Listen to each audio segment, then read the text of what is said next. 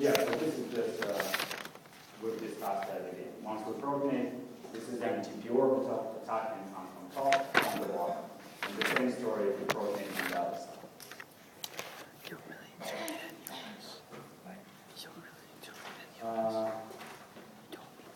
So this is again, this is a review of yesterday's lecture.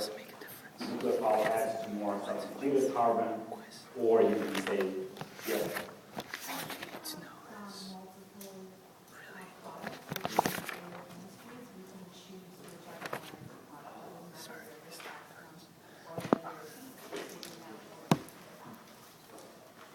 Well, you can choose for which purpose. So if all these products, you should realize that all these products may form. So let's say if I ask you, is that product, let's say bromide at the top and hydrogen at the top as well, will this be the product of this reaction? And you will say yes, that probably is not correct because this is the product, but there are many other products as well. So this is not the only product. You can say, can this product form? Then yes, it can. But it will not be the only, there is no difference. Okay? They all form. Yes, all eight molecules. I didn't bring it. Yeah. Okay, so just again, the same story, protonation and the addition. Can occur in different phases. You can form the most stable carbon. And it can happen from the same phase, so syn addition, or anti. And there is no, if there is no spherical bias, then it can happen from the same phase, from different phases. Okay, so if you are getting to final, reactions of alkenes with bromine. In this case, Markovnikov's rule does not apply because this is essentially, I'm going to show you what happens. So this is what's happening. When you react an alkene with bromine, what was observed is a stereospecific reaction. And I'm going to get into the term stereospecific in a minute. Basically, what was not observed, as you remember,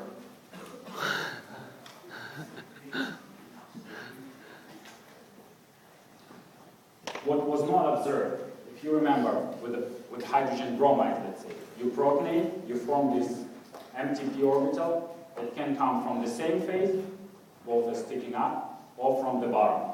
So they're now anti. In this case, syn products were not observed. Only anti-products were observed. Okay? So that means that somehow, when the first reaction took place, so when the first atom of bromine was introduced, the reaction, the second bromide could not add from the same phase. It could only add from the bottom phase. And vice versa. If you think about that, the second one, the first bromine is introduced, there's no addition from the same phase. And that's what you see here. They anti. Only two products are formed. What is happening? Unlike reactions with hydrogen bromide, there is no just protonation and then hydrogen sits exclusively on one carbon. In this case, what we form is a three-membered ring, which is called bromonium ion. So this is the reaction with bromine. First, double bond attacks the bromine, hits out the second one, and I'll show you the mechanism in a second. You form this bromonium ion, and that can be opened only from a different phase. And here comes my explanation, we just discussed. Again, I'm going to write it down. This is a living group. Okay, now it's positively charged, but just forget about it. This is a living group. I just told you that the nucleophile can come only 180 degrees to the living group. This is a sigma bond. This is a sigma star at the bottom. There is no way this bromide can come from the top. it has to come from the bottom. It has to donate its electrons to the sigma star orbital. Okay? That's what I was discussing before. This is exactly the same concept. And exactly, you have a choice of forming bromonium ion from the top plate or from the bottom. But in either case, the incoming nucleophile comes 180 degrees to the living group to open this three-membered ring. Is that clear? Yes? Where is the sigma star orbital? It's always 180 degrees to the sigma bond. No sigma. So this is a sigma bond. Let's say I have this is my atom. I'm connected to this. Sigma star will always be 180 degrees. It's like if you imagine you're talking to people. There's a party. The condition is you can only hold someone's hand. So let's say you want to talk to this person. You talk to that person, then you want to talk to someone else. You only have one open hand. And the condition is you cannot hold both hands at the same time. So if somebody comes, I grab and I leave this. Okay? So this is nucleophilic displacement. So this is, and that is another person, and the transition state would be almost grab this one and almost grab this one. But that's what happens. Okay? This is the connection. This is the person.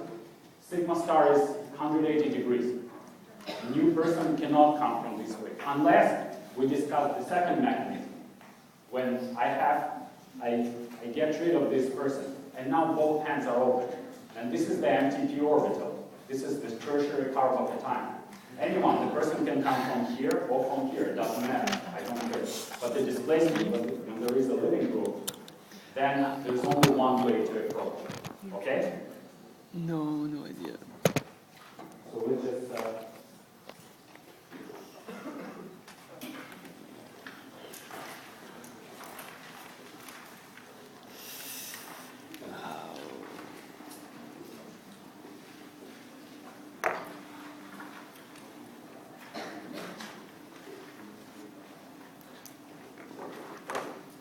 So this is the first step. The alkene reacts with bromine.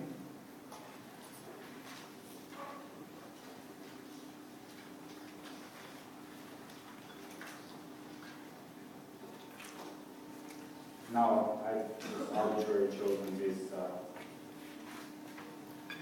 bar. You're gonna get it trimmed down here.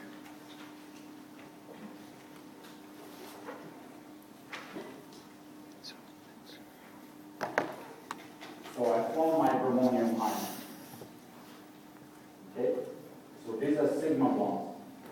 And these are sigma stars are pointing backwards. And therefore,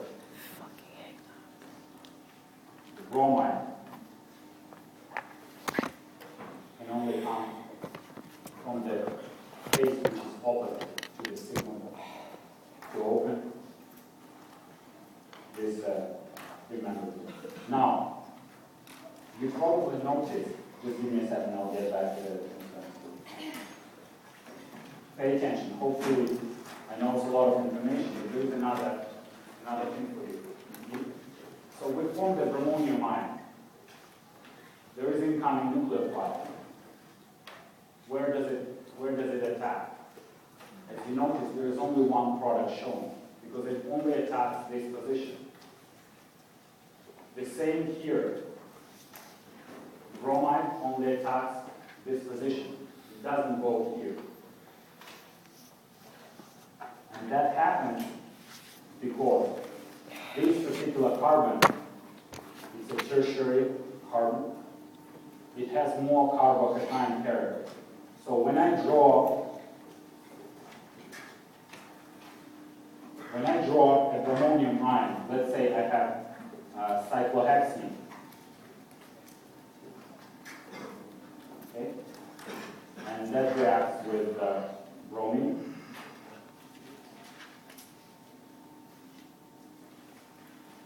That is the correct representation of the bromonium ion.